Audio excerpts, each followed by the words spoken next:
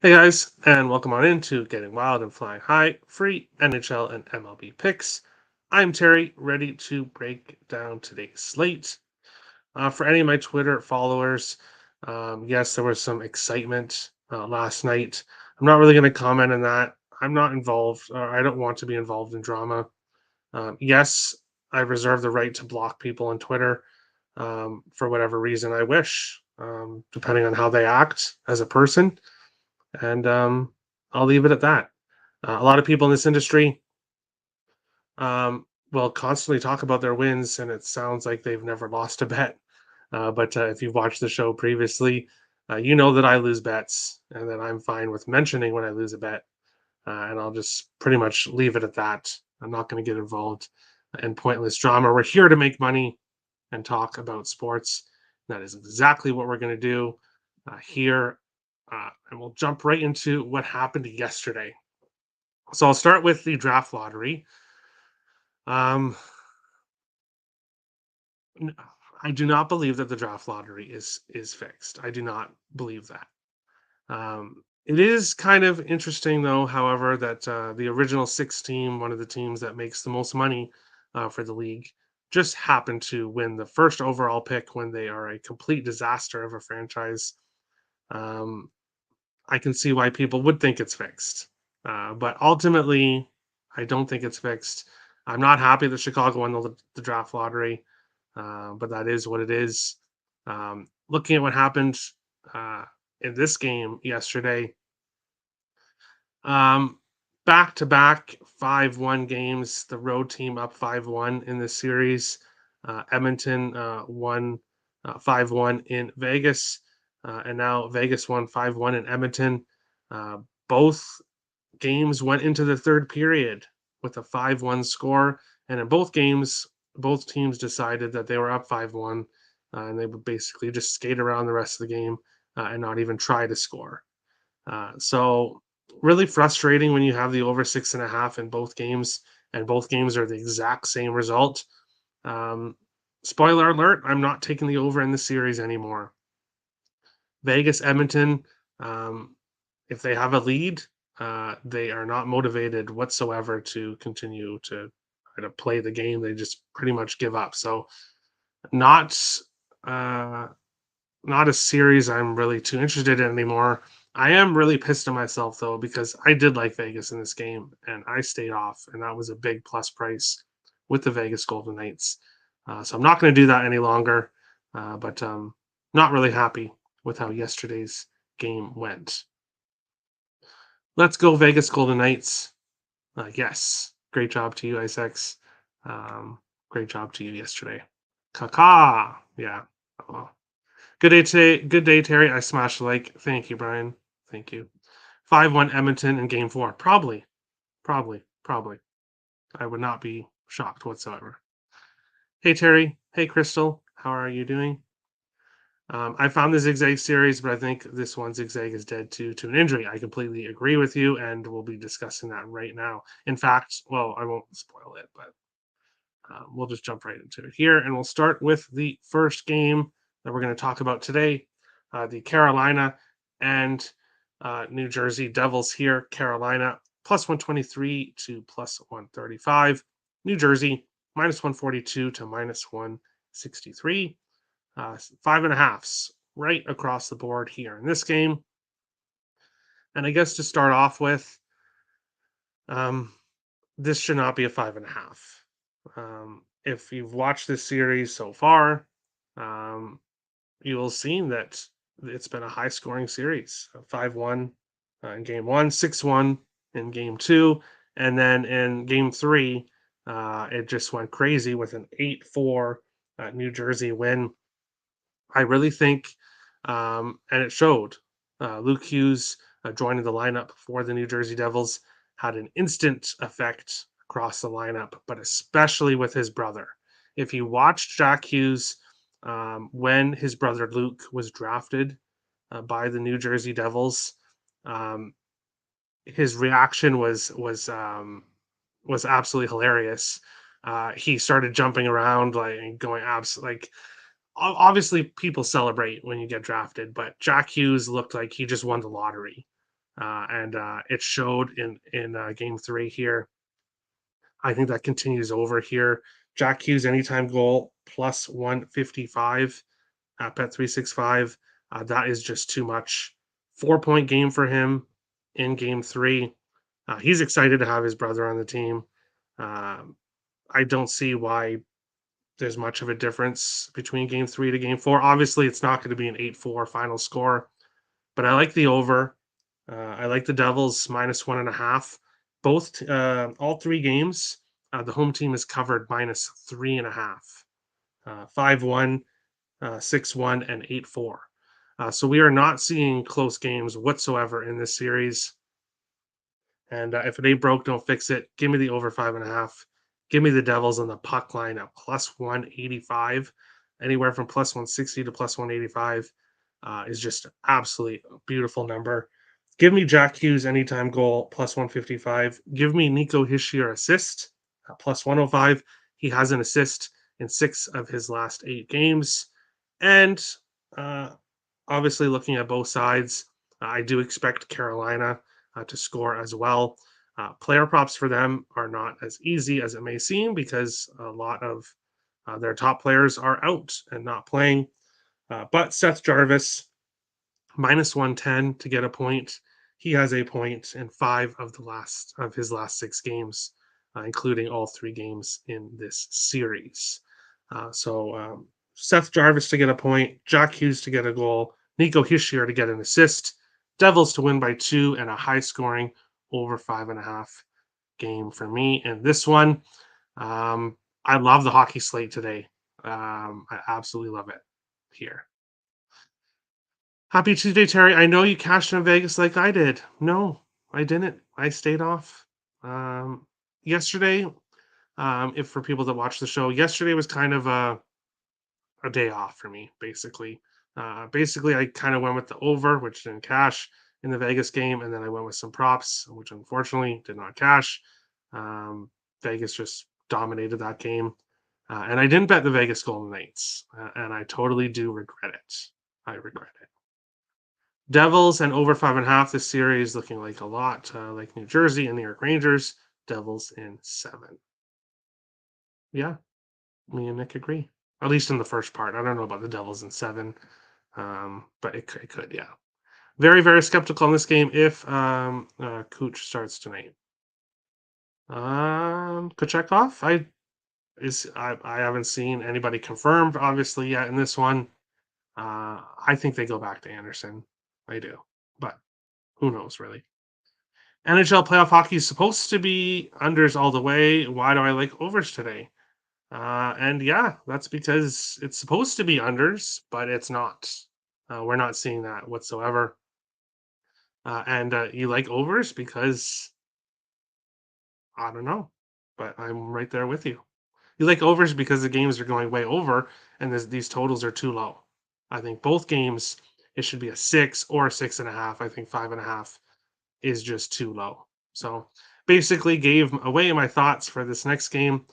Dallas Stars, Seattle Kraken, Dallas minus 128 to minus 1 for minus 150. Seattle plus 105 to plus 122, 5.5s right across the board here in this one. Miro Heiskanen is a game time decision in this game. He has a concussion. He should not play in this game. If he does play in this game, I will not be shocked to see him not last the full game. I get it why Dallas would want to play him in this game. Miro Heiskanen is a huge piece of that team. Really, their best offensive defenseman, their best defenseman in general. You take him off that team, and that's a big loss for the Stars. So I can understand playing him, but he's not right. He's not right, and I don't think playing him is the right decision. Regardless, though, I like the over 5.5 here. Once again, game one, 5-4, 2-4, and then the last game, 2-7 or 7-2, sorry, for the Seattle Kraken, whose offense just went off in the last game here.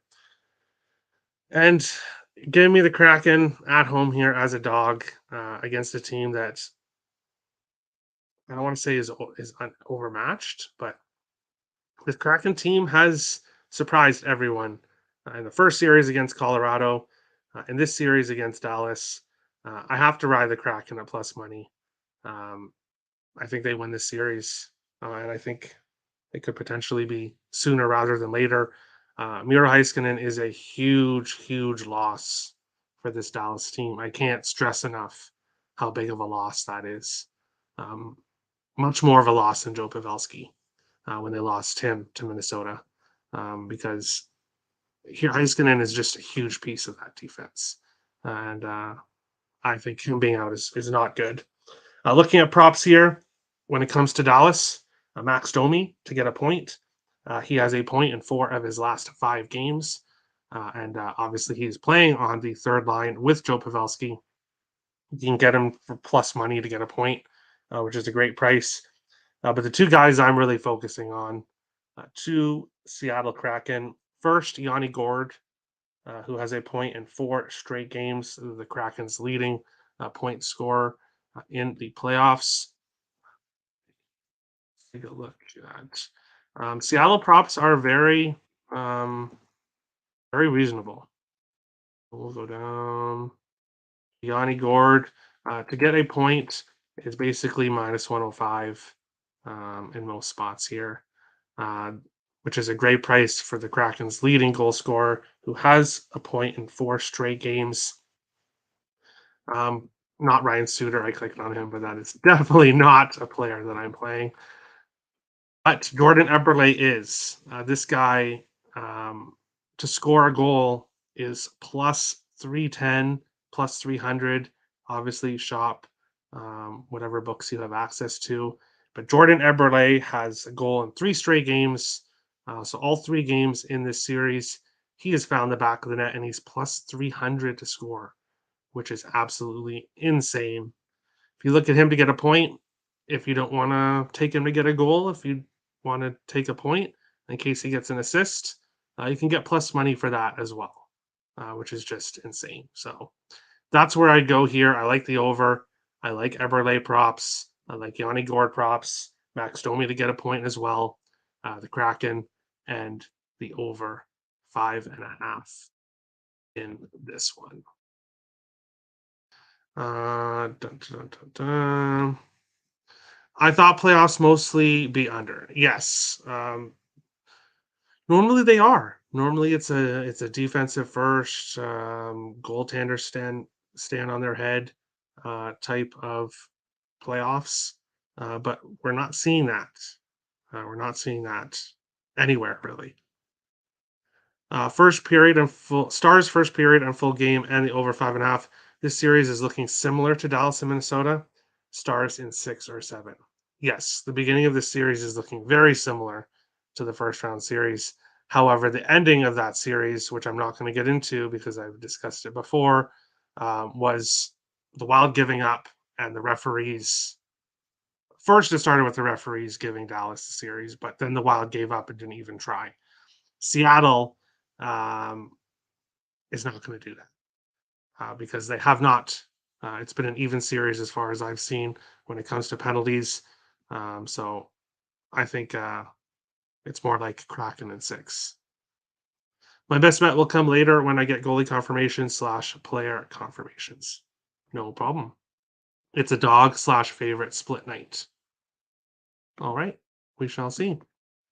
But we'll move over to the baseball segment and we will take a look at the updated standings here in MLB. In the American League East, Tampa Bay in first, which shouldn't surprise anybody. Baltimore and Toronto and Boston all fighting for second, third, and fourth spot. The Yankees not too far behind in last, but over 500 and a plus run differential for the Yankees. Minnesota in first here in the AL Central. Detroit, 2 games below 500 for the Tigers. Cleveland, White Sox, and Kansas City all obviously below 500. In the AL West, Texas is in first, Angels in second, Seattle and Houston both tied for third, Oakland in their usual spot. In the NLE, first place, the Mets have fallen below 500. Miami's below 500. Philadelphia is below 500. Washington um, also 5 games below 500, but could potentially move up a few spots here if they continue to win games in this division. I don't think anybody expected this result so far to start this year. In the Central, Pittsburgh broke their losing streak in their last game, which was big for them to hold on to this division lead. Milwaukee in second, the Cubs in third, Cincinnati in fourth, and the biggest disappointment in MLB so far this year, the St. Louis Cardinals, 12-24. In the NL West, Dodgers in first, but Arizona right behind, San Diego, San Francisco, and Colorado in last place. Bring up the first game we're going to talk about here, and I'll jump into the chat here. Nick is going to go with Dallas Stars first period money line. Minus 120. Oh, is that money line? Minus 125? Interesting price. Yay, nap time. LOL. Just kidding. Just kidding. Hey, Isaacs, you're in first place because of a baseball bet. So, money line? Yeah, my question exactly. Morning, Terry. Morning, Tim. Mets stink, huh? No, we've all known how I like to jab the Mets against the Earls, but they don't stink. They're playing bad baseball right now, but MLB is a long season, and I think I don't want to say they'll be fine, but I think they'll compete for a playoff spot, and I don't think it's sound the alarm yet for the Mets.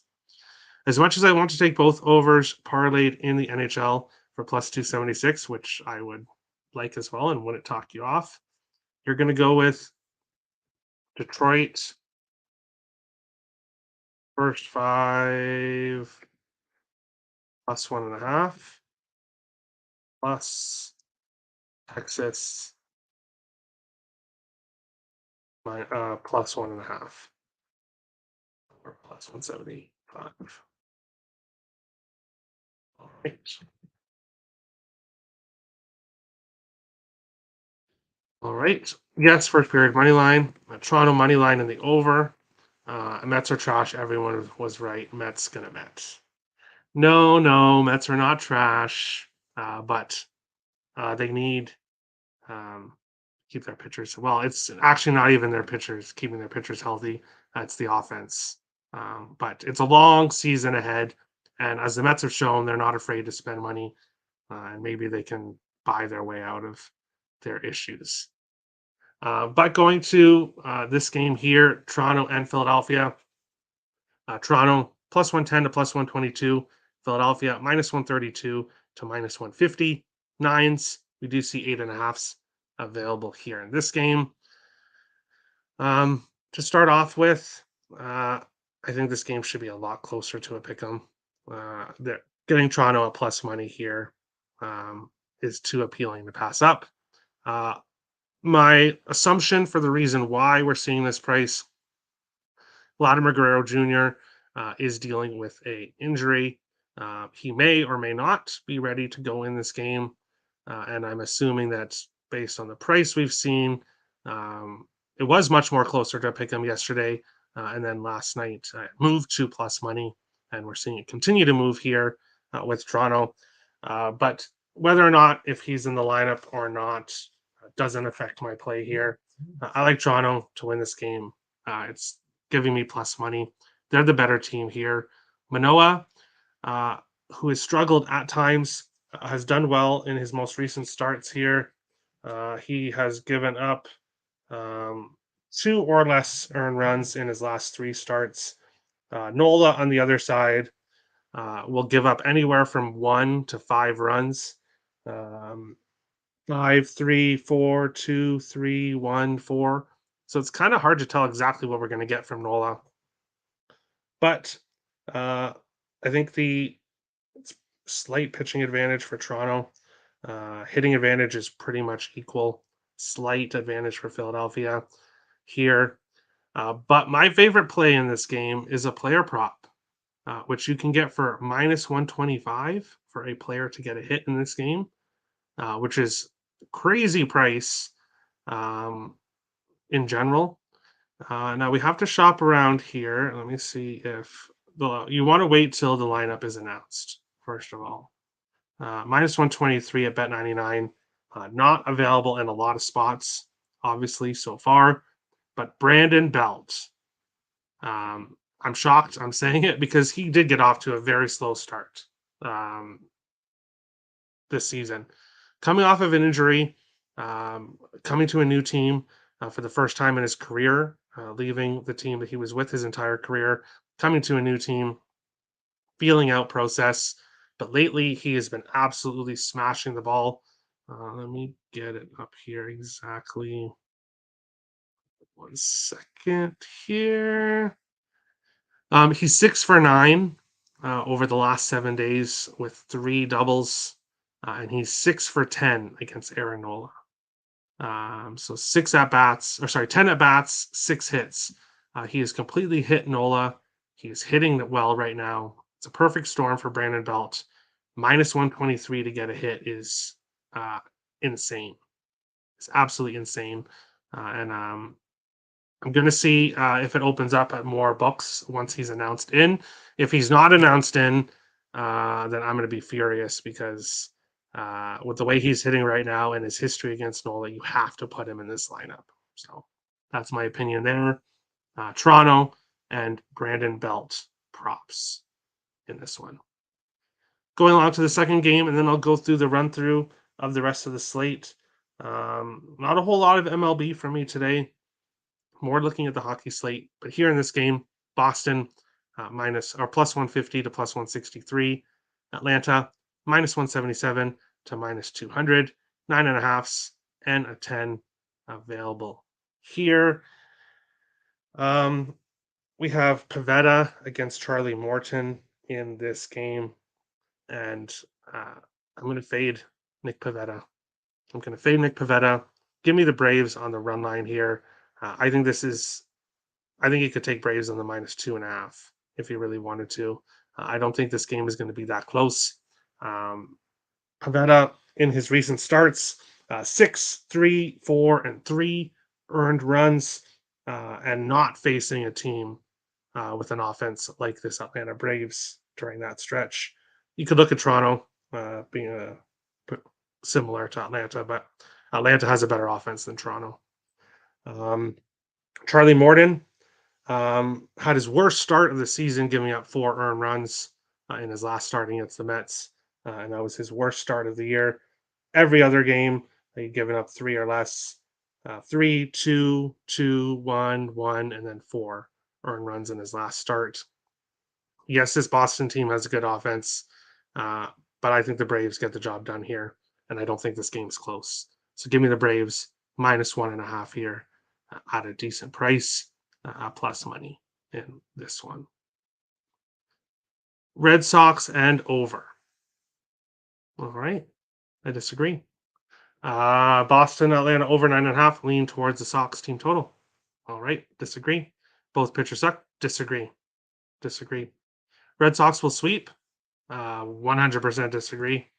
Whoa, Tim A. Pavetta's. Oh, I sex.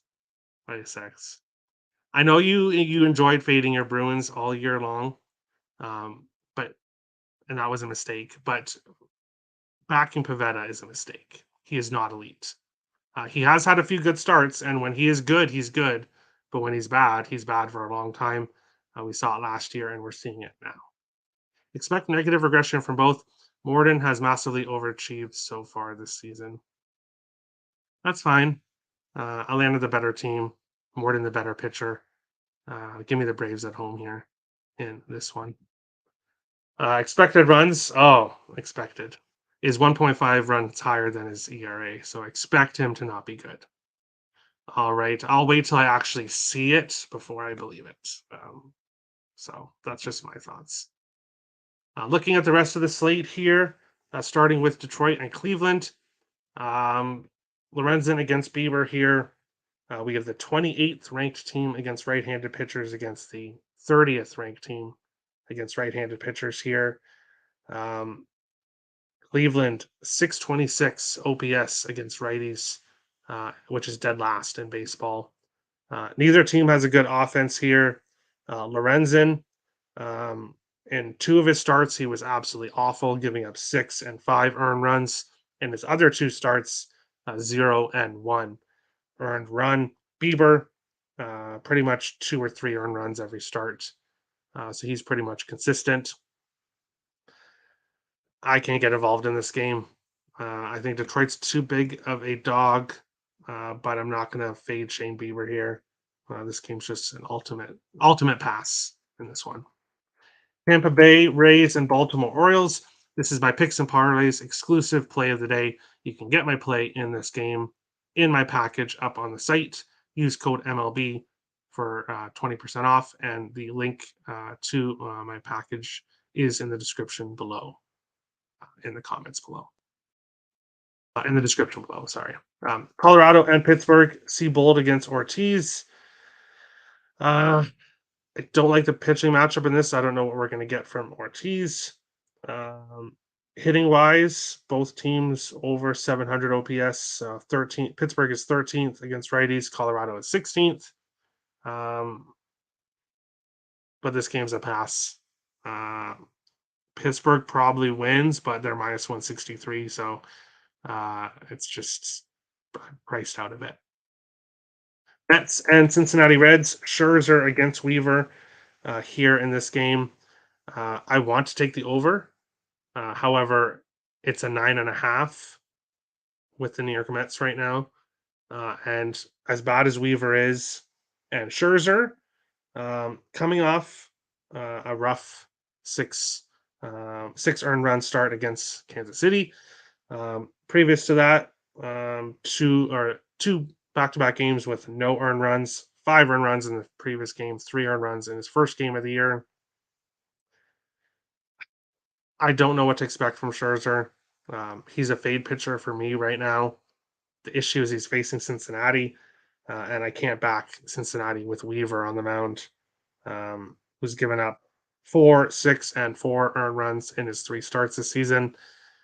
This game is a pass. But it would be a lean with the over, but I just can't get to the over with how the Mets are hitting right now. So ultimately a pass. Toronto and Philadelphia. We went over that one already. Oakland and New York Yankees here. This is an interesting game. Again, where I want to take the over 8.5.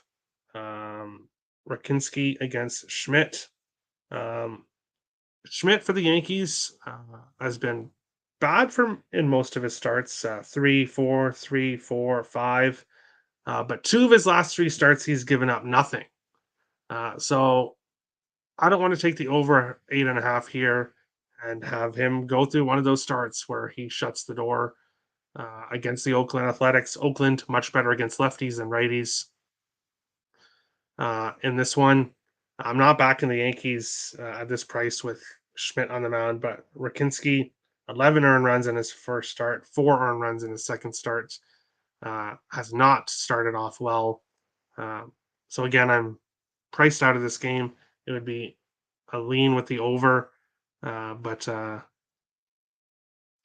can't play. I can't bet it. Boston and Atlanta, we went over already. St. Louis and Chicago Cubs. This one is a game I've been tempted on and I've been thinking about, and I'm going to stay off, but I really want to play the over 7.5 here in this one. Flaherty against Jamison Taillon. Both pitchers have 6.29 ERA for Flaherty, 5.29 ERA for Jamison Taillon. Both these pitchers are fade pitchers for me right now. Both offenses are top 15 against right-handed pitchers. Both teams do better against lefties, though. But the total 7.5 for a reason. I'm gonna stay off, but I'm very, very tempted to take the over. But not gonna bet it here. Padres and Twins. Waka against Varland. Another game that I would lean with the over. However, neither team is really hitting all that well, and it's a higher total, so that game's a pass for me. Dodgers and Brewers. Stayed off the Dodgers yesterday, which was a good choice. It was a good choice to stay off of them. Now it is Syndergaard against Lauer. Hitting advantage goes to Milwaukee. Pitching advantage goes to Milwaukee. And Milwaukee's at home. So Milwaukee has the advantages here. But I'm ultimately passing. But if I was forced to make a play in this game, it'd be with the Milwaukee Brewers. White Sox and Kansas City Royals. Giolito against Lyles. Lyles is absolutely awful. He's given up 2 earned runs in 5 of his last, 2 home runs in 5 of his last 7 starts. He's given up multiple home runs. You could look at Chicago White Sox players for home runs. And I know some of the White Sox have been hitting well recently, but they don't hit righties well. But this is a righty that, if you can't hit this guy, who can you hit, in my opinion? So maybe look at some White Sox home run props. As I said, 2 home runs given up in 5 of his last 7 games for Lyles. But I'm not backing the White Sox at this price. I just can't do it. They've been pretty much of an awful team all year long and don't deserve to be this price. But it's Lyles. Houston and LA Angels. Valdez against Otani here. Pitching advantage for the Angels. Hitting advantage for the Angels. The issue, though, Otani, 5 earned runs and 4 earned runs in his last 2 starts. So he was a pitcher I wanted to back. In his first 5 starts, he gave up 2 runs total in his first 5 starts. But in back-to-back starts, he's given up 5 and 4. Valdez on the other side, 3 or less earned runs in every start. I'm priced out of this game. I think the Angels probably win it, but I don't want to back Otani at this price with how he's played recently. So ultimately, a pass game. Texas and Seattle. Texas at plus money here, and I would absolutely love to take them in this game. I've made money off Texas recently. The issue is that I will not back Heaney. I will not back Heaney. And 2 of his starts, he gave up nothing. Another start, he gave up 2. Another start, he gave up 3. But it's the 7 and 6 starts that just keep me off him. Looking at the total here, it'd be a lean with the over. Kirby's been good. Again, I'm priced out of this game. I want to take Texas, but I will not back Heaney on the mound. Miami, Arizona, Luzardo against Bat. I don't want to pronounce his name wrong. Pfaadt. I'm going to assume it's Fat. He had pretty much an awful start in his first start of the year. 7 earned runs in his first start. Miami completely switched from last year. Last year, they couldn't hit a lefty to save their life, but they were pretty good against righties for most of the season. Now they are 27th against righties, but they're hitting lefties well. Partly a big reason for that is Luis Arias. But they are facing a righty here. Arizona with the hitting advantage. Miami with the pitching advantage. Ultimately, I'm off this game. Washington, San Francisco. I'm passing this game as well. But for Corbin, 1, 2, 3, 4, 5. 5 of his 7 starts, he's given up 3 or less earned runs. And his worst 2 starts of the year were 6 and 4 earned run starts. So Corbin, not as bad as last year. Not the automatic fade that he has been. And San Francisco does not hit lefties well. Washington does not hit righties well. So I could actually see this game being a lower scoring game, but I'm not getting involved here. Jump into the chat. Dun, dun, dun, dun, dun. Ba, ba, ba, ba, ba. There's no way the Braves lose to Pavetta and the Red Sox.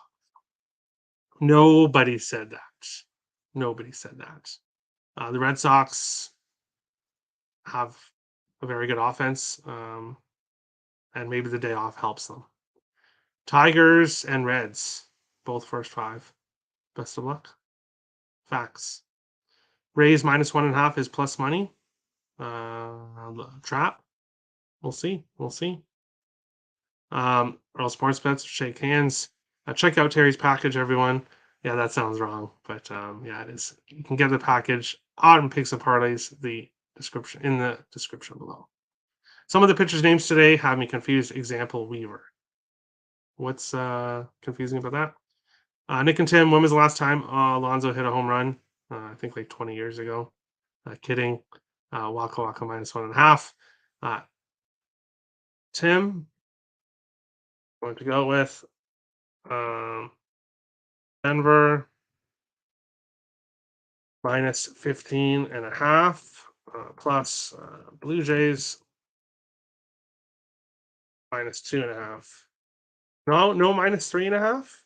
Tim, why are you playing things safe here? Plus 1,500. That's best bet. LOL. I'm going to the NBA for my best bet, thanks to Timmy. Oh, well, there you go. There you go. Speaking about the best bet segment, going to what happened yesterday. Draisaitl goal, Bouchard assist came to a screeching halt as Edmonton decided that to throw in the towel after 2 periods and not even try to score in their power play, which unfortunately hurt me and Captain Bry. Nick went with Tampa Bay Rays first 5 -0.5. Kev Cook went with Dodgers money line. IceX went with Vegas first period money line and Vegas to win the game. And Crystal went with Kansas City money line and the Houston Astros money line, which unfortunately lost. Looking at the standings for the month of May, IceX in first, Richie in second, I am in third, and then everyone else is in the red, but still time left in the month, obviously. Looking at today's best bet, for me, he has not been confirmed. Let me check. No confirmed lineups yet in baseball, but he's -123 now at Bet99 to get a point, to get a hit, which is just crazy. So give me Brandon Belt to get a hit. If it doesn't play, I'm not going to have a backup for the actual record. But if you want to tail me and Belt is not in the lineup, either one of the overs in the NHL, I like. Probably more New Jersey and Carolina. Dallas Stars first period money line for Nick. Captain Bry is going with Detroit first 5 +1.5 and Texas +1.5. Tim going with Denver -15.5 and Blue Jays -2.5 here for best bets. Stupid Astros couldn't get it done yesterday. I know. I'm glad I wasn't on them, but yeah. Best bet for IceX is going to be Suns money line plus 76ers money line plus 952 in the NBA. Vegas is going to win that series. Vegas for the cup because the Leafs are dead. Yes, Leafs are pretty much dead. Yay, I won mine. McClanahan still hasn't lost their first 5 this year. Yeah. Did you get your Cy Youngs in for him this year, Nick? Because sounds like a lock, IceX. And no. But I totally forgot to change to the best bet colors. Oops. That is the best bet segment. If you're new to the channel, hit the subscribe button. If you like the content, smash the like button. Appreciate all the support. And we'll be back tomorrow for another episode. Getting wild, flying high. free NHL and MLB picks. Best of luck, everybody. Let's all make some money, and we'll see you tomorrow. Have a good one, guys.